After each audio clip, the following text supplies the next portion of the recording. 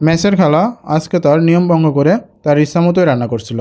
কারণ আজকে মেসে বাজার হওয়া সত্ত্বেও তিনি ডাউল আর ডিম রান্না করছিল।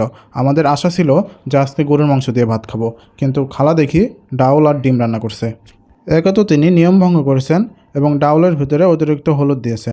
যাকগে, আমি এই হলুদযুক্ত ডাউল দিয়ে কিছুটা ভাত মেখে নিলাম এবং এক লোকমা ট্রাই করলাম। ট্রাই করে দেখলাম যে আসলে খালাইতে আর লবণও দেয়নি।